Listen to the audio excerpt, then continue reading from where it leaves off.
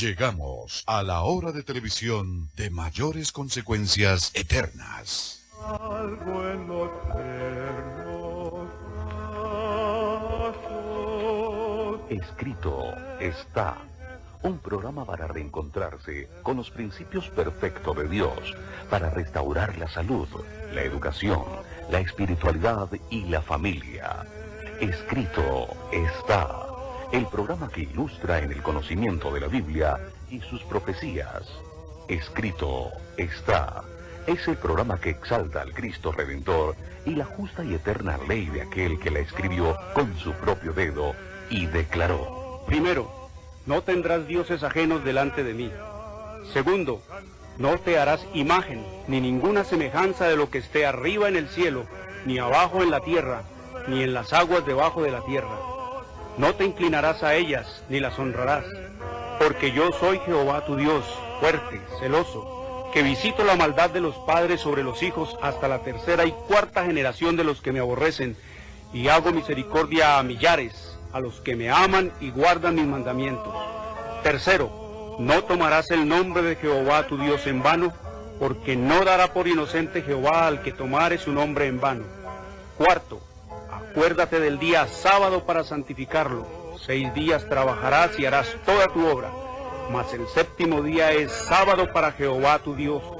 No hagas en él obra alguna, tú, ni tu hijo, ni tu hija, ni tu siervo, ni tu criada, ni tu bestia, ni tu extranjero que está dentro de tus puertas. Porque en 6 días hizo Jehová los cielos y la tierra, el mar y todas las cosas que en ellos hay, y reposó en el séptimo día. Por tanto Jehová bendijo el día sábado y lo santificó. Quinto, honra a tu padre y a tu madre, para que tus días se alarguen en la tierra que Jehová tu Dios te da. Sexto, no matarás. Séptimo, no cometerás adulterio. Octavo, no hurtarás. Noveno, no hablarás contra tu prójimo falso testimonio. Décimo, no codiciarás la casa de tu prójimo, ni codiciarás la mujer de tu prójimo, ni su siervo, ni su criada, ni su buey, ni su asno, ni cosa alguna de tu prójimo. Amén. Bienvenidos. Siempre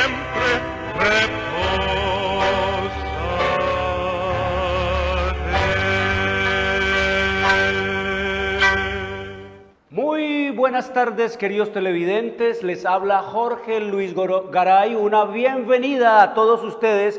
Y les recuerdo que hoy es domingo, el primer día de la semana, el falso día de descanso. Domingo es el día de culto pagano al dios Sol, es la marca de la bestia. Domingo fue impuesto por el sistema romano papal en el año 321 después de Cristo y fue ratificado por la ley eclesiástica 28 del Tercer Concilio de Orleans, Francia, en el año 538 después de Cristo. Por lo tanto, no fue el Padre, no fue el Hijo, no fue el Espíritu Santo los que cambiaron el día de culto y de adoración que ellos establecieron en la eternidad y hasta la eternidad en el día sábado, pasándolo al domingo, porque la ley de Dios es eterna. Escrito está en el libro de Éxodo, capítulo 31, versículo 18, que después que Dios habló con Moisés en el monte de Sinaí, le entregó 2 tablas de piedra. Dice, tablas del testimonio escritas con y por el dedo de Dios. Dios hizo la ley. ¿Y qué pasa? Cuando Dios hace lo que hace, escrito está en el libro de Eclesiastés, en el capítulo 3, en el versículo 14, hablándonos el Señor allí a través del sabio Salomón, el hombre más sabio que hubo y que habrá en este planeta. Salomón dice con todo ese entendimiento y lo pone como énfasis para resaltar he entendido con toda esta sabiduría, con toda esta inteligencia, con todo este discernimiento, con toda esta capacidad de razonamiento, que todo lo que Dios hace será eterno y sobre aquello no se añadirá ni de ello se disminuirá, y lo hace Dios para que delante de Él teman los hombres, estos papas que han pervertido, que han mutilado, que han cambiado, que han adulterado, que han degradado la ley de Dios. No le temen a Dios, y la historia del papado y la historia de los papas es bien conocida por todos ustedes. Vayan a la biblioteca, Libro Viejo, a ver qué dice de la altivez, del orgullo, de la arrogancia de estos hombres, de toda la atorrancia de creerse ellos Dios sobre este planeta, de creerse ellos alguien sobre este mundo. Desechan a Dios. Nosotros hemos hecho las cosas mejor que Dios las pudo haber hecho, porque eso es lo que le dicen. Vaya usted, pregúntele a un cura, a un papa o a un cardenal por qué cambiaron la ley de Dios, por qué ellos pervirtieron la ley de Dios. Le van a decir: porque nosotros, con nuestra autoridad, con la autoridad de Dios y con la autoridad de Pedro y de Pablo y con la autoridad de Raimundo y de todo el mundo y con nuestra propia autoridad, hemos hecho la ley como Dios pensaba hacerla. Es decir, que Dios queda como retrógrado, como un ser sin falto de sabiduría, como un Dios que deja de ser omnipotente, como un Dios que deja de ser omnisciente, como un Dios que ya pierde todas sus facultades de todopoderoso. Eso, así ponen a Dios. Por eso dice el Señor que el mundo terminará odiando a Dios por culpa de estos hombres, que cuando la gente se dé cuenta que estos hombres son malos, que estos hombres son agentes del diablo, que estos hombres son agentes de Satanás, entonces van a decir que la Biblia también es satánica, que la Biblia también es del diablo, que la Biblia también es eso, porque ese Dios es el que ellos están enseñando, ese es el Dios. Lo mismo que ocurrió durante la Revolución Francesa. Dice que la gente se rebeló contra los curas, se rebeló contra el papado y mató a los curas y se fue en contra de la Biblia y quemaron la Biblia y destruyeron la Biblia, porque pensaron que como estos hombres hablaban de la Biblia y enseñaban de la Biblia, entonces la Biblia era una basura, porque si la Biblia había hecho de estos hombres esos criminales que fueron hechos y que eran esos criminales, entonces la Biblia y Dios también era una basura. Eso era una basura, y por eso ve que coronaron y entronizaron en lugar de Dios a la diosa Razón. Eso duró 3 años y medio, como dice la profecía en el capítulo 11 del libro de Apocalipsis. Ahí está lo que fue la Revolución Francesa. Léaselo. Si usted tiene un conocimiento de la Revolución Francesa, simplemente va a atar los cabos y va a unir todos los eslabones y todo el engranaje de lo que fue la Revolución Francesa. Con eso, así, 3 años y medio duró, borrada de la mente de los franceses la Biblia. El papado cambió la ley de Dios. Escrito está en el libro de Éxodo capítulo 20, versículo 8 al 11, todo lo que dicen las palabras que contiene este cuarto mandamiento, porque es el cuarto mandamiento de la santa y eterna ley de Dios. Es el cuarto mandamiento.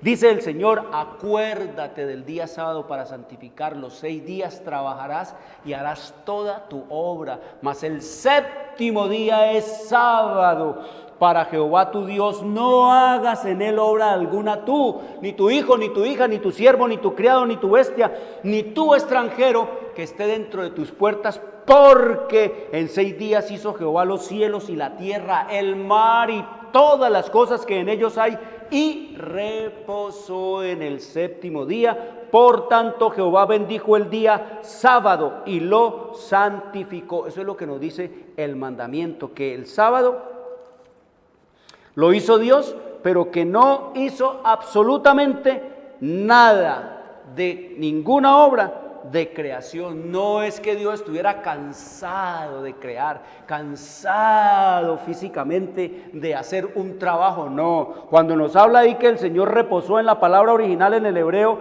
Él dice descansó, no como quien estuviera fatigado, sino satisfecho con los frutos de su sabiduría y bondad y con la manifestación de su gloria. Es como Él dice allá en el capítulo 2, versículo 3, y vio Jehová que todo era bueno en gran manera, y fue el día, y fue la tarde y la mañana del día sexto. Allí culminó el Señor su creación y nos dejó el sábado. Nos dejó el sábado, ¿para qué? Nos dejó el sábado, queridos amigos, para que como Él reposó, descansó de sus obras, así también entonces nosotros reposemos y descansemos de nuestras obras conforme al mandamiento. Venimos hablando de temas trascendentales, pero quiero decirles, Escrito Está es un programa para pensar, para decidir y para vivirlo. Escrito Está es un programa que no tiene ninguna afiliación religiosa o denominacional, ningún interés proselitista, político o comercial. Su único interés y propósito es el de motivar, avivar y despertar en los televidentes el deseo y la preocupación por la lectura de la Biblia, la palabra de Dios, en procura de recuperar las raíces naturales del hombre en Dios, conocer el plan de salvación en Cristo Jesús y prepararnos para su inminente segunda venida. Por lo tanto, todos nuestros materiales son totalmente gratis, sin ningún costo adicional, queridos amigos. Mire, ahí está en la pantalla, totalmente gratis. Allí a vuelta del correo te lo enviamos para que usted se dé cuenta de todas las cosas que hay en este mundo. Te envío gratis la historia profética. Aquí está cómo subió el papado, cómo va a caer. Aquí está todo lo que es el caos ecológico, toda la degradación de la sociedad y el colapso de sus instituciones.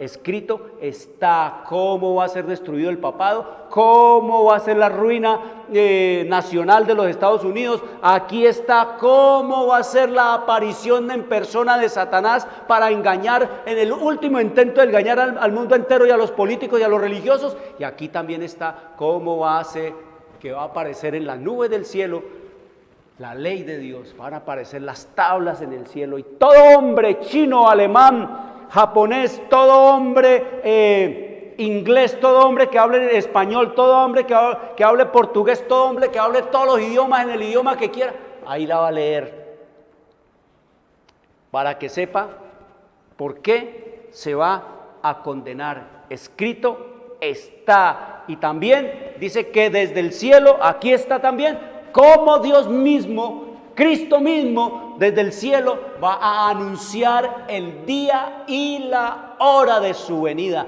El mismo cielo va a anunciar el día y la hora de su venida. Y también aquí está cómo va a ser el tiempo de angustia, cual nunca lo ha habido desde que han existido hombres sobre este planeta, como escrito está en Daniel 12:1. Y también está cómo va a ser la aparición de nuestro Señor Jesucristo en las nubes de los cielos, con grande poder y gloria. Venimos estudiando temas trascendentales sobre eso, lo que es el juicio y cómo eso te atañe a ti y a mí y a cada habitante de este planeta. Ayer hablábamos casualmente de eso, de cómo es que nuestro Señor Jesucristo está allá en el lugar santísimo del santuario celestial, expiando todos los pecados de sus hijos a través de su sangre, a través del derramamiento de su sangre. Él lleva su sangre y allá se presenta con su propia sangre. No como hemos hablado que el papado también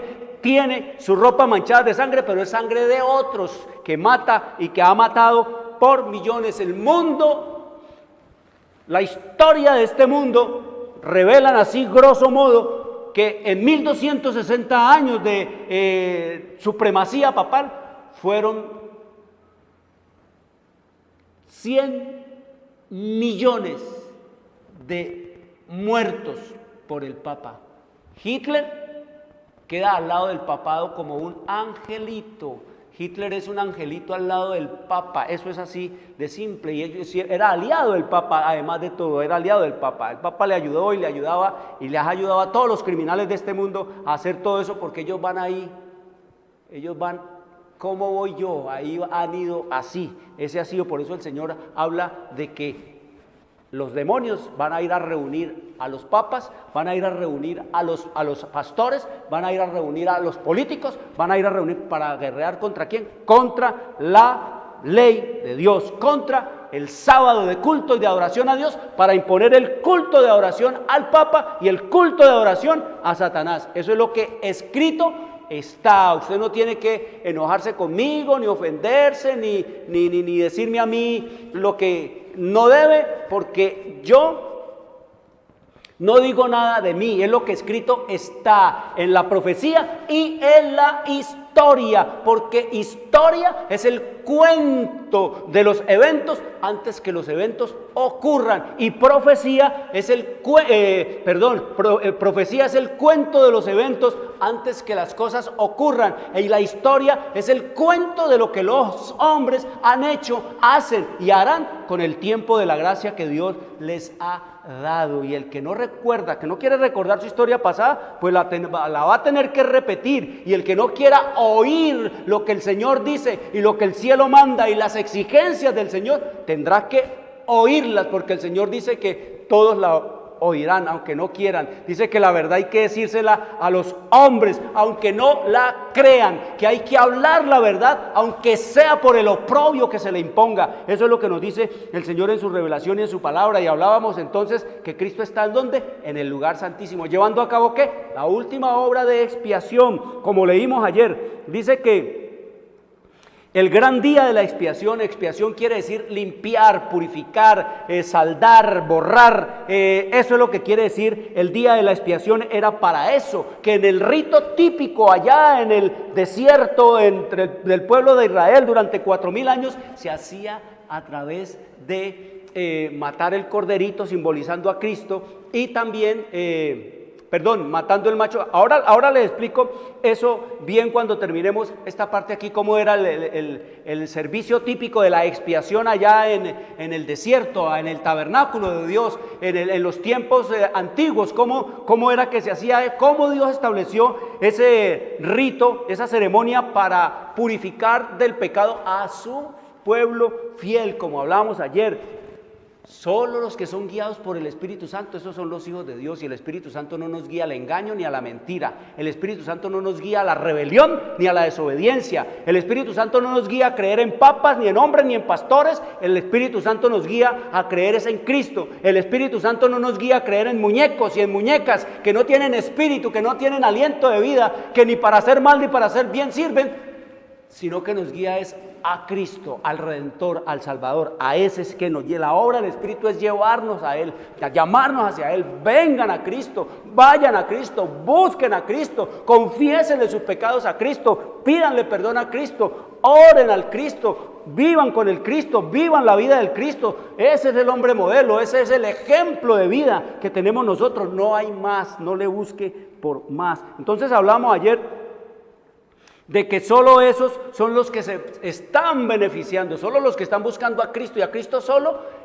como mediador, como salvador, como escrito está en el libro de Primera de Timoteo, allá en el capítulo 2, versículo 5, nos dice: porque hay un solo Dios y un solo mediador entre Dios y los hombres, Jesucristo hombre. ¿Cómo dice allí? Jesucristo hombre. Ayer hablábamos de que Cristo no es omnipresente. Cristo no es omnipresente. Cristo no puede estar en todas partes. Él es omnipresente y lo sabe todo por el Espíritu Santo. Pero cuando Él vino aquí, ya dijimos, perdió su omnipresencia y se hizo ¿qué? Se hizo carne, se hizo hombre, y por amor al hombre dice que conservará su naturaleza humana con la que vivió aquí en este planeta. Dice que esa naturaleza la conservará ya por la eternidad. Será un Cristo visible, audible, tangible, tratable. Eso es lo que nos dice la Biblia y la historia. Por eso nos dice que el que está ministrando allá es Jesucristo hombre, que el que está mediando entre la ira del Padre y el hombre pecador es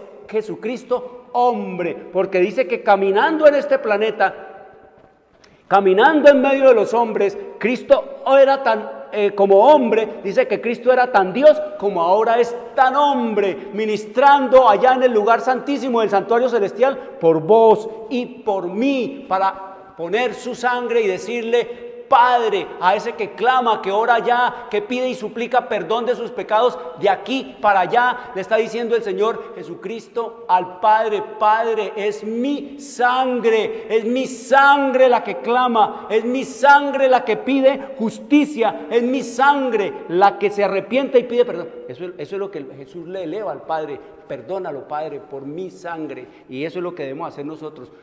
Dice que su oído está atento a oír nuestras confesiones y que Él está listo, dice, a perdonar nuestros pecados, pero que nosotros debemos cooperar con Él parando de pecar. Eso es lo que nos dice el Señor. El Señor dice que Él perdona nuestros pecados, pero también nos dice que nosotros debemos parar de pecar. Eso es lo que nos dice el Señor, y someternos ¿a qué? A la obediencia a Él. Hablamos entonces que el gran día de la expiación final y del juicio, los únicos casos que se consideran son los de quienes hayan profesado ser hijos de Dios, es decir, guiados por el Espíritu a la obediencia, a la fe en Cristo, como hemos estudiado. Dice, el juicio de los impíos será después, el juicio de Satanás y sus secuaces será después.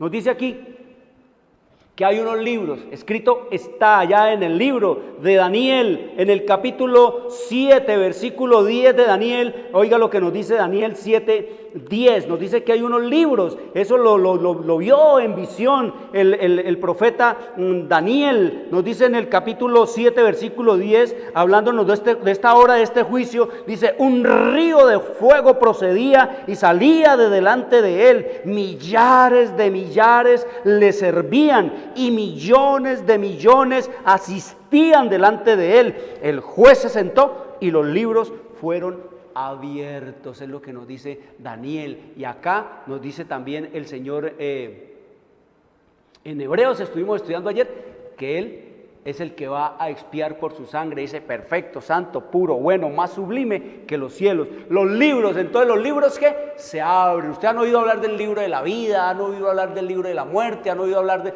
Vamos a ver qué libros es los que hay allá. Dice los libros del cielo, dice: en los cuales están consignados los nombres y los actos de los hombres, determinarán los fallos del juicio. El profeta Daniel dice: el juez se sentó y los libros se abrieron. Y agrega: y otro libro fue abierto, el cual es el libro de la vida, y fueron juzgados los muertos por las cosas que estaban escritas en los libros según sus obras. Vamos a ver qué es el libro de la vida. Dice: el libro de la vida contiene los nombres de todos los que entraron alguna vez en servicio a Dios. ¿Quiénes están en el libro de la vida?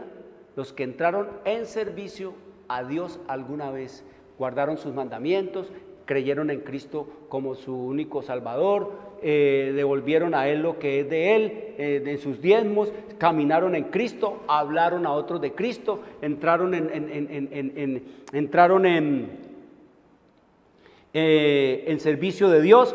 Y eso es lo que nos dice que están allí en el libro de la vida. Y San Pablo habla de sus fieles compañeros de trabajo cuyos nombres están en el libro de la vida, como escrito está en Filipenses 4:3. Así que el Señor nos dice también en Apocalipsis que solo entrarán en la ciudad de Dios aquellos cuyos nombres están escritos en el libro de la vida del Cordero. Solo los que estén escritos en ese libro de la vida del Cordero, esos serán los únicos que entrarán por las puertas de oro. Por eso el Señor les dice y les advierte a los súbditos del sistema romano papal. El Señor les dice que no están en el libro de la vida. Los súbditos del sistema romano papal, los católicos, no están escritos en el libro de la vida. Y eso es lo que nos dice el Señor aquí en el libro de Apocalipsis capítulo 13, hablándonos de los súbditos de la bestia, de los súbditos del sistema romano papal. Dice aquí en el capítulo 13, versículo 8 del papado, dice: y adoraron al Papa todos los moradores, y adoraron a la bestia, todos los moradores de la tierra cuyos nombres no estaban escritos en el libro de la vida del Cordero que fue inmolado desde el principio del mundo. Querido amigo, usted que profesa ser católico, usted que dice ser católico, que cree en los engaños y las mentiras del sistema romano papal, que ha sido traído por los engaños y las tradiciones y los mandamientos de los hombres, el Señor nos dice que usted no está inscrito en el libro de la vida. ¿Por qué? Es muy sencillo saberlo. En primer lugar, el bautismo. La Biblia nos dice que la palabra bautismo quiere decir sumergir. A los católicos el Papa lo que les hace es asperjarlo, lo mismo que hacían los paganos. Los paganos echaban era agua así asperjada. El Señor nos dice que hay que guardar los mandamientos de Dios. La gente guarda ningunos mandamientos en la Iglesia Católica. La Biblia nos dice que el sábado es el día del Señor. Allá le enseñaron a usted a orar fue al diablo en el día domingo. El Señor nos dice que los muertos nada saben. El papado le ha metido el cuento de los santos muertos, de los santos, de las santas muertas, y que los santos pueden hacer algo. Eso es falso, de falsedad. El Señor nos dice que los muertos nada saben, que nadie se va al infierno, ni nadie se va al cielo, ni nadie se va al purgatorio a la hora de la muerte. Por eso no están escritos en el libro de la vida. Hay que buscar es a Cristo, volver a Cristo. Abra la Biblia, querido amigo. La gente se enoja conmigo, me ofende, me dice un poco de vulgaridades, y eso denota de qué clase de Dios está siguiendo, qué clase de Dios está la gente siguiendo. Eso denota la clase de Cristo la clase de Dios que tienen. Eso determina. Yo oigo esa cosa y digo, pobrecito, el hombre o la mujer no saben lo que están diciendo, porque, querido amigo, los hechos demuestran la naturaleza de nuestro interior. Nuestra moral refleja nuestra devoción, y nuestras vidas revelan la clase de Dios que tenemos y la religión que Él lidera. Si Cristo lidera una religión que es de amor, es de traer a la luz, a la verdad, Él no nos va a poner a ofender a otro. Cristo no, eso no es el Cristo, queridos amigos, eso no es el Señor Jesús. Entonces no están en el libro de la vida. El Papa no está escrito en el libro de la vida, sus cardenales tampoco, y sus súbditos menos, queridos amigos, porque son guiados por ese sistema. Por eso dice que el Señor ama a los católicos. El Señor dice que tiene en la Iglesia Católica mucha gente que van a salir de allí y se van a unir a Cristo y a su palabra. Mucha gente. Dice que el Señor tiene muchos hombres y muchas mujeres allí que son y que temen a Él, pero que no tienen luz, no saben qué dice la palabra de Dios, el libro de la vida. No están en el libro de la vida los que no han entrado en relación con Cristo. Y nos dice acá también que hay delante de Dios, dice, está el libro de memoria. ¿Cuál es el libro de memoria? ¿Qué hay en el libro de memoria? Dice, en el libro de memoria quedan consignadas las buenas obras de los que temen a Jehová y de los que piensan en su nombre, como escrito está en Malaquías 3:16. En el libro de las memorias dice que están todos los actos buenos que la gente ha hecho, que ya escasean. Ahora la codicia, la ambición, la mala fe, la neutralidad en una crisis religiosa nos lleva a nosotros a no llevar a cabo ni hacer obras de bien a nuestros congéneres, a nuestros prójimos. Entonces nos dice que en el libro de memoria están consignadas las buenas obras de los que temen a Jehová y de los que piensan en su nombre.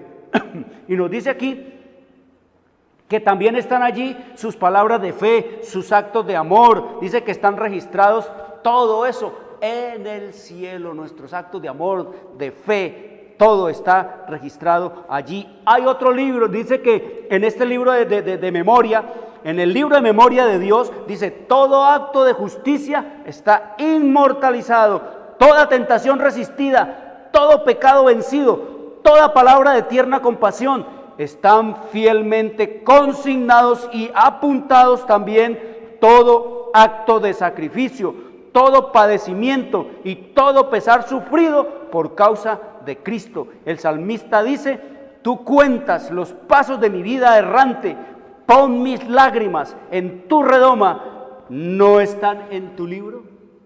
Toda lágrima derramada por sufrimiento, por pesar, dice que está consignada en el libro de ¿qué? De memoria, hasta las lágrimas están en la redoma, es decir, en el platón de Dios, allí están. Dice que hay además un registro, un libro de registro, en el cual figuran los pecados de los hombres. ¿Hay un qué? Hay un libro que se llama el libro de registro, en el cual están todos los pecados de los hombres, como escrito está en Eclesiastés 12:14, dice, pues que Dios traerá toda obra a juicio, juntamente con toda cosa encubierta, sea buena o sea mala. Aquí están todos los pecados cometidos abiertamente, pero también dice que están los secretos, los encubiertos, y escrito está en el libro de Mateo, en el capítulo 12, versículos 36 y 37, que de toda palabra ociosa que hablaren los hombres, darán cuenta en el día del juicio, dice el Señor, porque por tus palabras seréis justificados y por tus palabras seréis condenados. Eso es lo que nos dice el Señor. Toda palabra, toda cosa, todo pensamiento. Esto es una cosa que el papado pues no le enseñó a la gente, no le enseña a la gente, y las iglesias cristianas menos le van a enseñar a la gente de todo esto, porque ellos no solamente ignoran, sino que ignoran acerca de todo esto. ¿Y qué más nos dice el Señor aquí en su revelación? Dice que los propósitos y motivos secretos aparecen en el registro infalible, pues Dios sacará a luz las obras encubiertas de las tinieblas y pondrá de manifiesto los propósitos de los corazones. He aquí que esto está escrito delante de mí, vuestras iniquidades y las iniquidades de vuestros padres juntamente, dice Jehová. No solamente mi pecado, sino el pecado de mi papá, de mi mamá, de mis abuelos, de mis bisabuelos, de mis tatarabuelos, de toda mi genealogía. Dice que ahí están consignados. La obra de cada uno, querido amigo, pasa bajo la mirada de Dios y es registrada e imputada ya como señal de fidelidad, ya de infidelidad. Frente a cada nombre en los libros del cielo aparecen con terrible exactitud cada mala palabra, cada acto egoísta, cada deber descuidado y cada pecado secreto, con todas las tretas arteras, las admoniciones o reconvenciones divinas despreciadas, los momentos perdidos, las oportunidades desperdiciadas, la influencia ejercida para bien o para mal, con sus abarcantes resultados, todo fue registrado por el ángel anotador. Eso es lo que nos dice el Señor en su revelación y en su palabra. Estamos en una hora de crisis intensa, solemnísimo momento. El Señor nos dice que es muy solemne morir, pero que es más solemne vivir. Es lo que nos dice el Señor en su revelación y en su palabra. Y dice que allí, ante ese juicio y todo lo que nos dijo el Señor en su revelación y en su palabra, nos dice entonces que todo va a ser traído a juicio, como escrito está en 2 de Corintios, en el capítulo 5, versículo 10, dice, porque es necesario que todos nosotros comparezcamos ante el tribunal de Cristo, para que cada uno reciba según lo que haya hecho mientras estaba en el cuerpo, sea bueno o sea malo. Eso es lo que nos dice el Señor en su revelación y en su palabra, sea bueno. Vuelvo a leer 2 de Corintios 5, versículo 10, porque es necesario que todos nosotros comparezcamos ante el tribunal de Cristo, para que cada uno reciba según lo que haya hecho mientras estaba en el cuerpo, vivo, sea bueno o sea malo. ¿Ante quién es que vamos a comparecer? ¿Ante el Papa? ¿Ante el párroco? ¿Ante el cardenal, el obispo? Vamos a comparecer ante el arzobispo, vamos a comparecer ante el pastor o la pastora, vamos a comparecer ante el iluminado, el Bahá'í o el talibán o el Omar.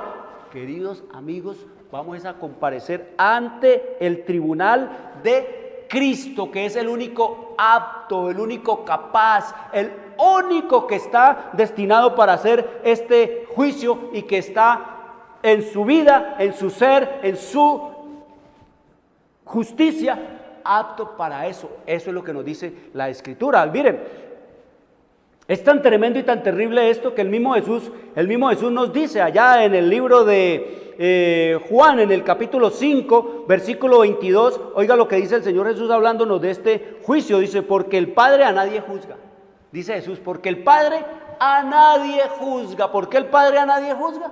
Pues porque el Padre no sabe lo que es estar en tentación, el Padre no sabe lo que es caer en pecado, el Padre no sabe lo que es pasar hambre, el Padre no sabe lo que es sentir dolor, el Padre no sabe lo que es tristeza, el Padre no sabe lo que es padecer en este mundo, el Padre no sabe lo que es caminar metido en este pellejo, el Padre no sabe lo que es andar montado en estos zapatos, eso no lo sabe el Padre. Por eso dice que el Padre todo el juicio se lo dejó al Hijo. Y dice aquí, porque el Padre a nadie juzga, sino que todo el juicio dio al Hijo, para que todos honren al Hijo como honran al Padre. El que no honra al Hijo, no honra al Padre que le envió. Entonces vemos nosotros aquí que el Señor Jesús dice que el Padre a nadie juzga, sino que el Padre le ha dado todo el juicio es al Hijo. Entonces oigan ustedes lo que dice allí en el capítulo mismo de Juan 12, Juan capítulo 12, versículo 47 y 48.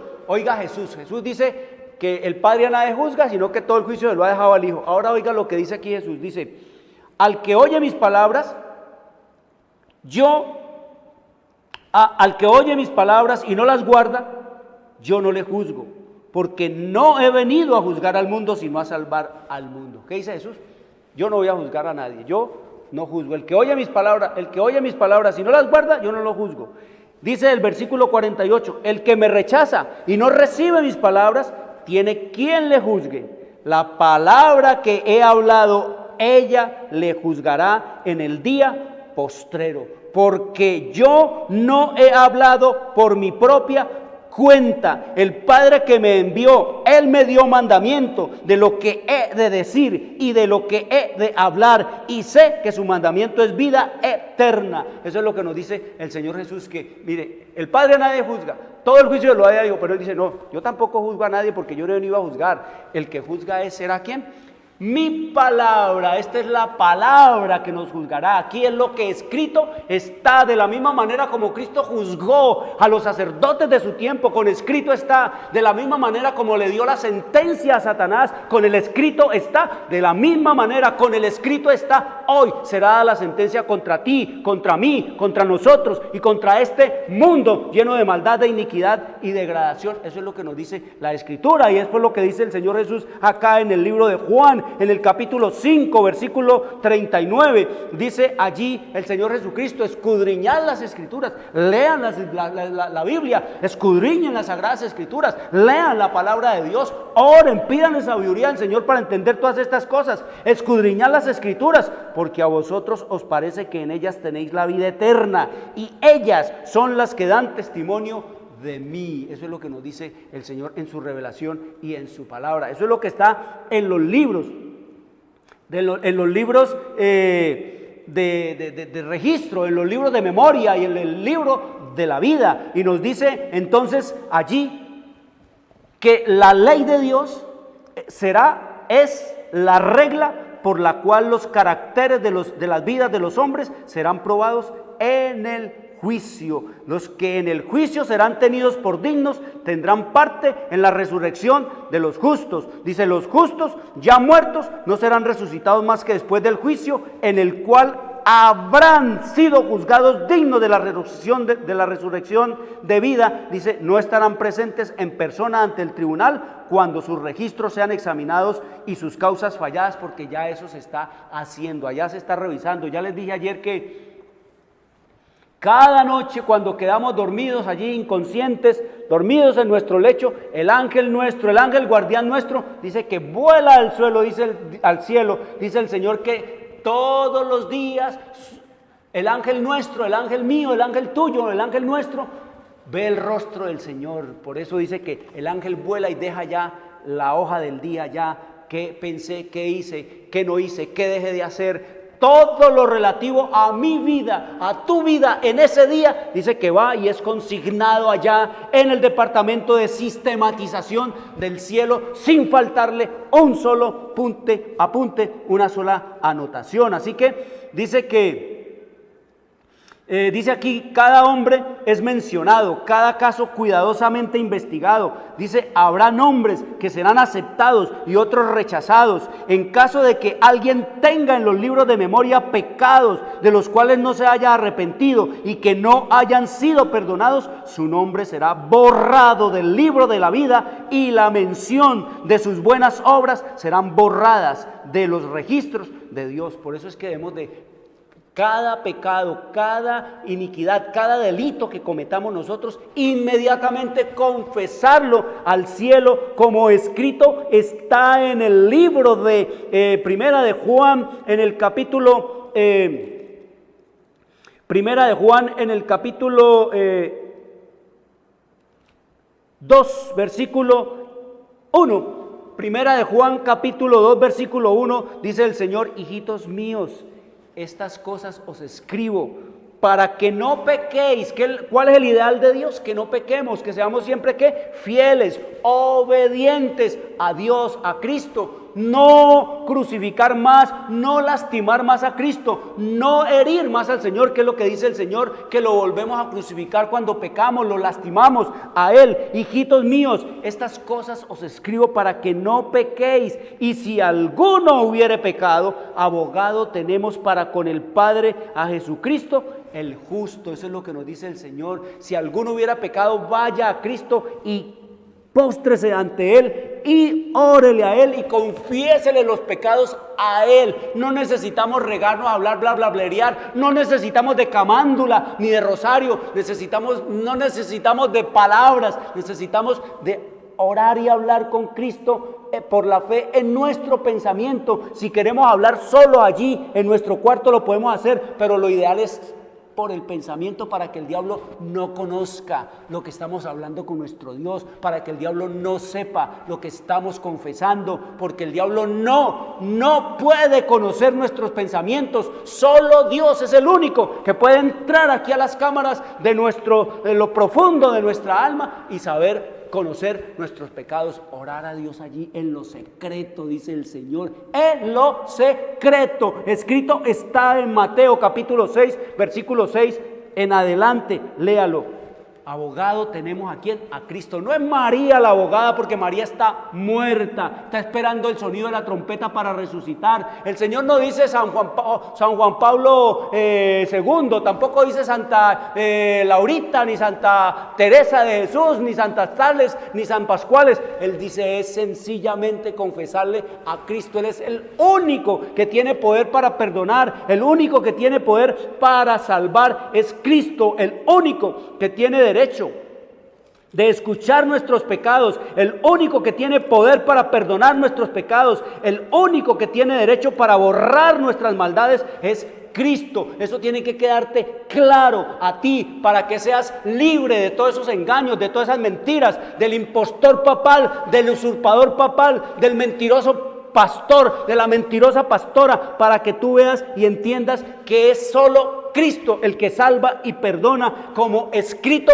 está hablándonos allí de Jesús en el libro de Hechos capítulo 4 versículo 11 nos dice: este Jesús es la piedra y en ningún otro hay salvación, porque no hay otro nombre bajo el cielo dado a los hombres en que podamos ser salvos. En ningún otro hay salvación, en ningún otro hay perdón, porque no hay otro nombre bajo el cielo dado a los hombres en que podamos ser salvos, perdonados y borrados nuestros pecados, sino en Cristo Jesús, Señor nuestro. Es lo que escrito está, y es lo que usted y yo debemos creer, y es lo que usted y yo debemos seguir, y es lo que usted y yo debemos obedecer si queremos que nuestros nombres sean puestos en el libro de la vida. Así de simple, así de sencillo.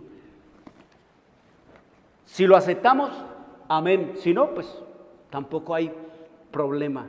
Dice: en caso de que alguien tenga en los libros pecados dejados allí, no le serán perdonados. Y eso era lo que se hacía. Dice: a todos los que se hayan arrepentido verdaderamente de su pecado y que hayan aceptado aceptado con fe la sangre de Cristo como su sacrificio expiatorio, se les ha inscrito el perdón frente a sus nombres en los libros del cielo. Como llegaron a ser partícipes de la justicia de Cristo y su carácter está en armonía con la ley de Dios, sus pecados serán borrados y ellos mismos serán juzgados dignos de la vida eterna. La ley de Dios, nos dice aquí, será la regla con que los juzgará. Dice que nuestros caracteres se pondrán en armonía con la ley de Dios, sus pecados serán borrados. ¿Qué es pecado, queridos amigos? ¿Qué es pecado? Vamos a ver qué es lo que enseñan los pastores y las pastoras de que es pecado. Escrito está en Primera de Juan capítulo 3, versículo 4. ¿Qué es pecado? Nos dice en el capítulo 3, versículo 3, y todo aquel que tiene esta esperanza en Él se purifica a sí mismo, así como Él es puro. Así como Él está limpiando el santuario celestial, dice que también nosotros deberíamos estar en el trabajito de limpiar el templo de nuestra alma. Dice, todo aquel que comete pecado infringe también la ley, pues el pecado es la infracción de la ley. Eso es pecado. No hay otra definición en la Biblia de pecado sino transgresión a la ley de Dios. De Éxodo 20, 3 al 17, eso es la ley de Dios. Transgresión a la ley es pecado, infracción a la ley es pecado. Desobedecer los mandamientos de Dios, eso es pecado. Si estamos en desobediencia y en rebelión y estamos siguiendo mandamientos y tradiciones de hombre, estamos en pecado. El Señor dice que debemos de venir y ponernos en paz con Él. Eso es lo que nos dice la Escritura. Ahora quiero decirles brava y brevemente cómo era que se hacía la obra de expiación allá en el tabernáculo del desierto. Entonces nos dice que el mes séptimo, a los 10 días, que se le llamaban el mes de Tisri, o el día del perdón, como se le llamaba, era en verdad lo que se consideraba para el pueblo de Israel como el año nuevo. El primero del mes séptimo, el primer día del mes séptimo, dice que sonaban las trompetas. Esas trompetas anunciaban entonces el año nuevo. El Rosh Hashanah para los hebreos era el primero del mes séptimo, que se llamaba mes Tisri. Ese mes Tisri entonces nos dice que nos daba a entender al pueblo que entre el 1 y el 9 el pueblo tenía que entrar, como se dice, en capilla, es decir, tenía que empezar a esculcar, a escarbar en su mente, en su vida, a pedirle al Señor que le diera buena memoria para deshacerse de todos sus pecados, de toda su maldad, de todas sus iniquidades que había cometido durante ese año. Tenía 9 días para ponerse el hombre en armonía y a tono con Dios, para confesar todos sus pecados y deshacerse de todas sus culpas, poniéndolas en Cristo, que es el verdadero portador de nuestro pecado. Por eso Él dice que hemos de descargar nuestros pecados es en Cristo. Allí ese es el conducto regular que el cielo ha dispuesto. Es Cristo el que lo recibe. No es un cura, ni es un pastor, ni es un papa. Eso no tiene conducto regular. El pecador, el criminal le confiesa al cura, el cura al cardenal, el cardenal al obispo, al arzobispo, el arzobispo al papa, y el papa vaya usted a saber a quién. Y ahí murió. Los pecados se quedaron ¿en dónde? En el Vaticano, el lugar más inmundo, el lugar donde está la inmundicia más grande en este planeta. Se llama Vaticano porque allá han ido todos los pecados de la gente que han confesado todos sus pecados y todas sus culpas. Aquí no, aquí dice que se confesaba sobre. Vamos a ver cómo era ese día. Ese día, entonces dice aquí en el Levítico 16, te lo lees en tu casa con tranquilidad, con calma, para que te des cuenta cómo era el día de la expiación. Y así es el título que tiene este capítulo: el día de la expiación, el día de la purificación, el día del perdón, el día del borrón y la cuenta nueva, el día en que comenzaba prácticamente el año nuevo religioso y espiritual para el pueblo de Israel. Entonces nos dice aquí en el libro de Levítico capítulo 23, ¿cómo era ese día? En el capítulo 23 están todas las fiestas de Dios que el papado echó por tierra y que el papado prostituyó al mundo detrás de toda la vagancia y de toda la degradación y de todo el crimen de las fiestas que impuso. Entonces nos dice que a los 10 días, dice el versículo 27 del capítulo 23 de Levítico dice: a los 10 días de este mes, o sea, séptimo del Tisri, será el día de expiación. Tendréis santa convocación y afligiréis vuestras almas y ofreceréis ofrenda encendida a Jehová. Ese era un día en el cual dice que la gente debería ¿de qué? De afligirse, entristecerse, entrar en un instante de pesar. Miren la contradicción ahora, miren cómo era ya y miren cómo es ahora el año nuevo para la humanidad. Dice: ningún trabajo haréis en este día, no importara el día que cayera. Si caía lunes era como un sábado, si caía miércoles era como un sábado, se guardaba como un sábado, no había que hacer trabajo. Dedicar ese día a ese trabajo único de yo ponerme en relación con Dios y purificar mi vida, y que el Señor purificara ya el santuario durante ese año. Dice: porque ningún trabajo haréis en este día, porque es día de expiación, para reconciliaros delante de Jehová vuestro Dios. Era un día para reconciliarnos durante ese año con Dios, porque toda persona que no se afligiere en este mismo día será cortada de su pueblo. El que no se entristeciera y no que tomara las cosas deportivamente y que todo así muy mecánicamente, y no se afligiera y no que fuera con altivez y con orgullo y no se humillara ante el Señor nos dice aquí que será cortado del pueblo. No era que fuera matado, sino que no era beneficiado por esa obra de expiación y se quedaba con sus pecados. Por eso para el pueblo de Israel el día de la expiación era un día solemnísimo, con decirles que el sumo sacerdote era llevado al tabernáculo 8 días antes de este día de expiación, antes del 10 de Tisri, y dice que ese sacerdote entraba en una preparación para ser idóneo, para ejercer ese trabajo en ese día de la expiación. Pero dice también los registros que el día de la víspera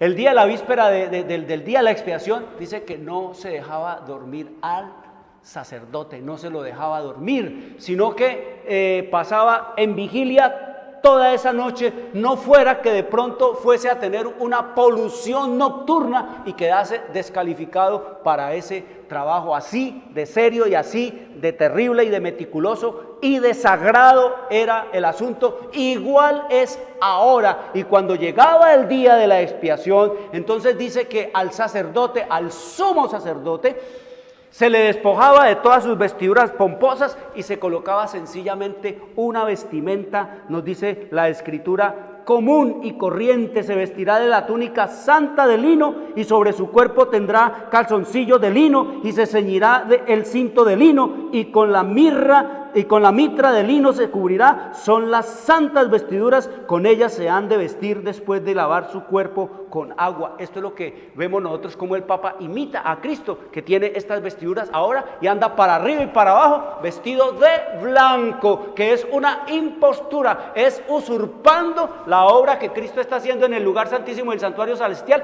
vestido de lino blanco. Así como se viste el Papa de blanco todo, así nos dijo allá que está vestido Cristo en el lugar santísimo del santuario celestial. Ropas de humildad, ropas de pureza, ropas, queridos amigos, de santidad, cosa que no tiene el Papa, ni pureza, ni santidad, ni tampoco tiene humildad. La humildad es puro marketing, puro negocio, pura trampa, puro engaño, pura apariencia, puro maquillaje, puro físico, mercadeo, no más. Entonces nos dice la Escritura aquí que ese día de la expiación era un día para afligirse, y se le amarraba entonces ese día al sumo sacerdote una cuerda en el tobillo cuando él entraba allá, y se le colocaban alrededor de su túnica, en la orla de su túnica, se le colocaban unas campanitas para oír cuando él se movía allá en el lugar santísimo, dentro del santuario.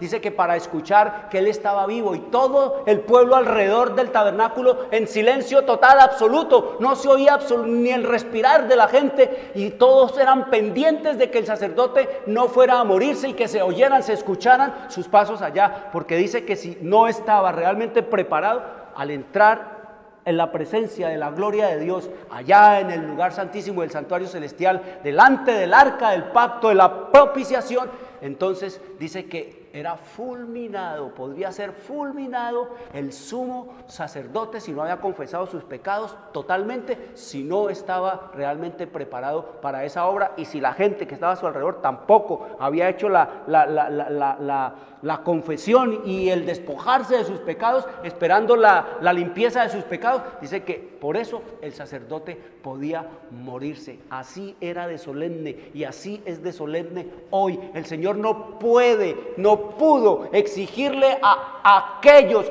todo esto y a nosotros ninguna cosa. Ahora es tan meticuloso y tan serio el juicio que Dios está haciendo, que dice que lo hace y lo hará como si solamente hubiese un solo ser, un solo hombre en este planeta, en esta tierra y en este mundo. Así de seria es la cosa, y la gente engañada por los pastores, la gente engañada por los papas, que venga, que el papa te bendice, que el papa te pone la cruz, que tú eres el santo, que te canoniza, que da esta platica y ya te vas para el cielo, que 3 Padres Nuestros, Dios Ave María y te vas a salvar, que adora a María y ya eres hijo de Dios. No, queridos amigos, hay que leer la Biblia para entender todas estas cosas. Vamos a seguir estudiando este tema que es trascendental en el destino eterno de tu alma, de mi alma, de nuestra alma. Quiero decirte, traigan a los niños, traigan a los jóvenes, oyen cada día las trampas y los engaños que el diablo les está tendiendo con la drogadicción, con el engaño, con la sodomía, con la delincuencia, con todo el engaño y la confusión que hay en este planeta. Traigan los niños, abran la palabra de Dios, oren al Señor, pídanle sabiduría para entender todas estas cosas, porque estamos viendo que la Biblia se puede entender. Quiero desearte una muy buena y feliz semana. Nos veremos el próximo sábado a las 3 de la tarde. Le habló Jorge Luis Garay. Dios les bendiga. Amén. Bienvenidos. Siempre reposo.